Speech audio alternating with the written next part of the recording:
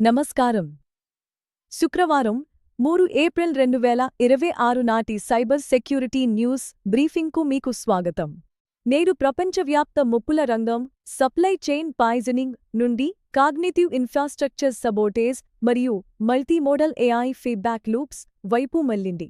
నిన్నటి వరకు యాక్సియోస్ వంటి హైజాక్ చేయబడిన లైబ్రరీలపై దృష్టి ఉండగా, నేడు అత్యంత నియంత్రిత రంగాల్లోని ఆటోమేటెడ్ నిర్ణయాత్మక వ్యవస్థలను పాడు చేయడం ప్రధాన ముప్పుగా మారింది. పూర్తి వార్తా లింకుల కోసం వీడియో డిస్క్రిప్షన్ను ఒకసారి చూడండి. గత 24 గంటల్లోని అత్యంత కీలకమైన సైబర్ సంఘటనల సారాంశం ఇప్పుడు చూద్దాం. ముందుగా కీలక మౌలిక సదుపాయాల వార్తలు. యూరప్లోని ఒక పెద్ద సరుకు రవాణా రైలు నెట్వర్క్పై సిగ్నల్ ఇన్వర్షన్ దాడి జరిగింది. టెలిమెట్రీ వ్యవస్థలోకి ఘోస్ట్ ఆక్యుపెన్సీ డేటాను పంపడం ద్వారా హ్యాకర్లు మొత్తం నెట్వర్క్లో ఎమర్జెన్సీ బ్రేక్లు పడేలా చేశారు. దీనివల్ల ప్రాంతీయ సప్లై చైన్ సుమారు 12 గంటల పాటు నిలిచిపోయింది. లోని సహజ వాయువు పంపిణీ కేంద్రాల్లో ఎలక్ట్రానిక్ ఫ్లో మీటర్ల భద్రత ఉల్లంఘించబడింది. పైప్లైన్లపై భౌతిక ఒత్తిడిని కలిగించడానికి హ్యాకర్లు ప్రయత్నించారు. ఫెయిల్సేఫ్ సిస్టమ్స్ వల్ల పేలుడు ప్రమాదం తప్పినప్పటికీ గ్యాస్ ప్రవాహాన్ని తగ్గించాల్సి రావడంతో ఇంధన ధరలపై ప్రభావం పడింది. అలాగే సిసా అత్యవసర ఆదేశం 26/34ను జారీ చేస్తూ ఏఐ ఆధారిత వీడియో సర్వేలెన్స్ సిస్టమ్స్ను వెంటనే ఆడిట్ చేయాలని ఆదేశించింది. పిక్సెల్ బ్లైండ్నెస్ అనే కొత్త దాడి ద్వారా చొరబాటుదారులు ఏఐ డిటెక్షన్ మోడళ్లకు కనిపించకుండా తెరగదలుగుతున్నారు. క్లౌడ్ స్వీప్ ఫేజ్ 39 ఇప్పుడు టెంపోరల్ డేటా స్వాపింగ్ కు పాల్పడుతోంది. వీరు డేటాను ఎన్క్రిప్ట్ చేయకుండా వేర్వేరు సమయాల్లోని బ్యాకప్ల మధ్య డేటా ప్యాకెట్లను మారుస్తున్నారు. దీనివల్ల డేటాబేస్లలో తార్కిక వైరుధ్యాలు ఏర్పడి సాధారణ డిజాస్టర్ రికవరీ పద్ధతులు పనికిరాకుండా పోతున్నాయి. ఒక ప్రముఖ అంతర్జాతీయ హెల్త్ ఇన్సూరెన్స్ సంస్థ నుండి 50 లక్షల మంది కస్టమర్ల వాయిస్ ప్రింట్ డేటా దొంగిలించబడింది. హ్యాకర్లు ఈ వాయిస్ సిగ్నేచర్లను ఉపయోగించి ఏఐ వాయిస్ క్లోన్ల ద్వారా బ్యాంకింగ్ అథెంటికేషన్ను దాటేస్తున్నారు.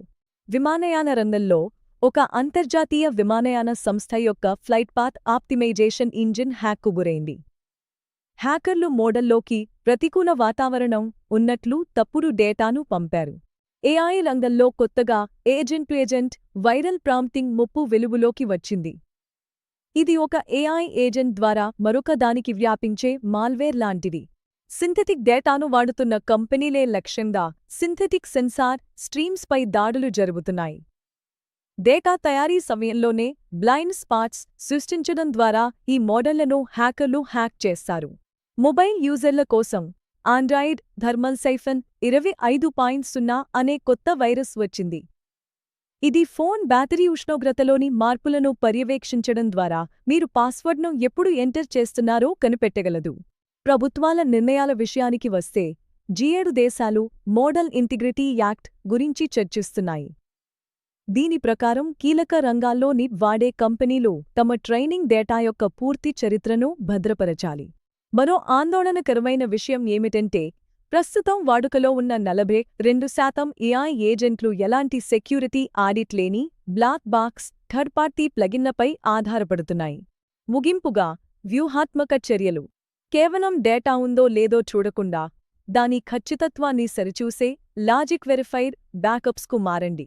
ఐడెంటిటీ డిఫెన్స్ వాయిస్ బయోమెట్రిక్స్కు బదులుగా ఫిజికల్ సెక్యూరిటీ కీలు లేదా వీడియో వెరిఫికేషన్ను అమలు చేయండి.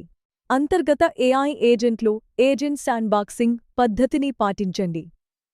3 ఏప్రిల్ 2026 నాటి అప్డేట్స్ ఇవి.